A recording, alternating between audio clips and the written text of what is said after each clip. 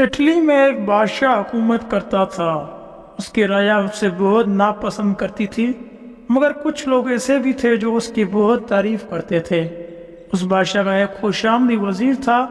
وہ دن رات بادشاہ کی نیکی، سچائی اور انصاف کی جھوٹی تعریفیں کرتا۔ بادشاہ کا حکم تھا، مجھے رعایا کے لوگوں کا حال سچ سچ بتایا کرو، کون کس حال میں ہے اور میرے بارے میں لوگ کیا کہتے ہیں۔ اس طرح میں ان کی رائے اور سب کا حالات صحیح طور پر معلوم کر سکوں گا۔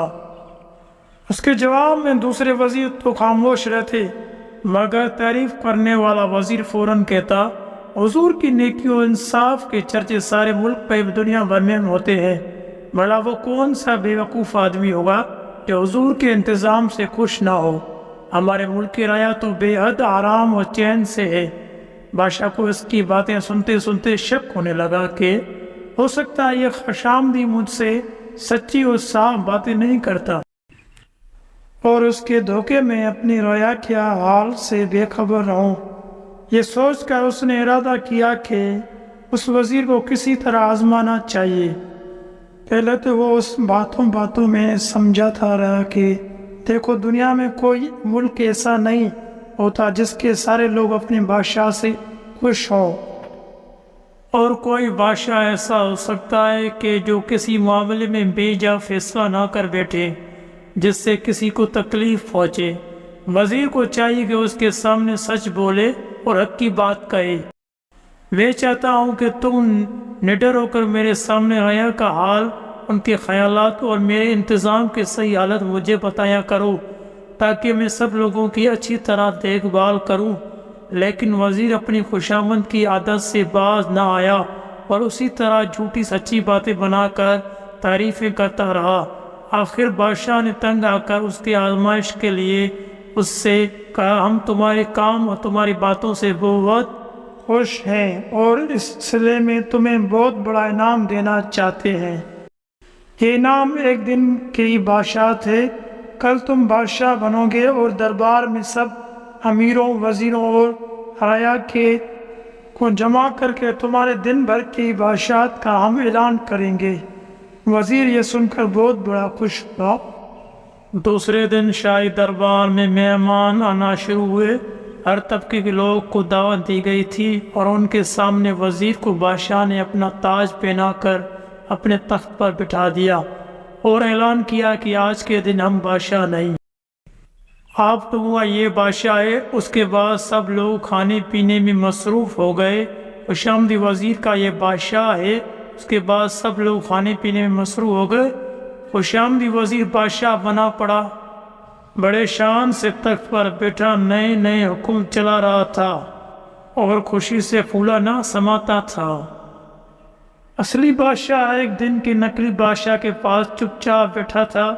اتنے میں ایک دن کے بادشاہ کی نظر جو اچانک اٹھی تو وہ ایک دم خوف سے کانپنے لگا۔ اصلی بادشاہ اس کی یہ حالت دیکھ کر مسکراتا رہا۔ قصہ یہ تھا کہ نقلی بادشاہ نے دیکھا کہ شاہی تخت کے اوپر اس جگہ جہاں وہ بیٹھا تھا، سر پر ایک چمکدار خنجر لٹک رہا تھا جو بال جیسی باریک ڈوری سے بنا ہوا تھا۔ اسے دیکھ کر نقلی بادشاہ کا ڈر کے مارے برا حال ہو گیا کہ کہیں یہ بال ٹوٹ نہ جائے اور خنجر اس کے اوپر نہ آ پڑے۔ اس نے ضبط کر کے بہت سنبھلنے کی کوشش کی، مگر اس سے خوف کی وجہ سے سیدھا نہ بیٹھا گیا۔ آخر مجبور ہو کر اصلی بادشاہ سے کہنے لگا، حضور یہ خنجر میرے سر پر سے ہٹوا دیا جائے۔ اصلی بادشاہ نے مسکرا کر کہا، یہ کیسے ہٹایا جا سکتا ہے؟ یہ تو ہر بادشاہ کے سر پر ہر وقت لٹکتا رہتا ہے، اسے فرض کا خنجر کہتے ہیں۔ اگر کوئی بادشاہ اپنے فرض سے ذرا غافل ہوتا ہے تو یہی خنجر اس کے سر کے کھول لیتا ہے، لیکن جو بادشاہ انصاف اور سچائی سے حکومت کرتا ہے، یہ خنجر اس کی حفاظت کرتا ہے۔ اب تو وزیر کی بہت بری حالت ہو گئی اور وہ پریشان ہو کر سوچنے لگا کہ اب کیا کریں کیا نہ کریں، کیونکہ اس کے دل میں خیال آ رہے تھے کہ اس کے ایک دن کی بادشاہت میں وہ ایسے حکم چلائے جس سے اس کے خاندان والوں، عزیزوں اور دوستوں کو خوب فائدہ پہنچے۔ مگر اب تو اس کے سارے منصوبے خاک میں ملتے نظر آ رہے تھے۔ اس نے سوچا اگر کوئی حکم اس نے انصاف کے خلاف دیا تو یہ خنجر اس کی گردن اڑا دے گا۔ اصلی بادشاہ اس کی گھبراہٹ دیکھ کر کہنے لگا، اب تمہاری سمجھ میں آیا کہ بادشاہ کی ذمہ داریاں کیا ہوتی ہے اور اس کی جان کو کیا کیا عذاب جھیلنے پڑتے ہیں۔ یہ تخت آرام اور منمانی کے لیے نہیں ہے۔ غیا کا حال اور ملکی انتظام کے بارے میں صحیح حالات بتاؤ۔ خوشامدی وزیر اپنے بادشاہ کی جھوٹی تعریف کر کے ملک، بادشاہ اور رعایا کی بھلائی نہیں کرتے اور خود اپنے بھی خیرخواہ نہیں ہوتے، بلکہ وہ اپنے بادشاہ کو اس چمکتا خنجر کی زد میں لاتے ہیں جو اس کے سر پر لٹک رہا ہے۔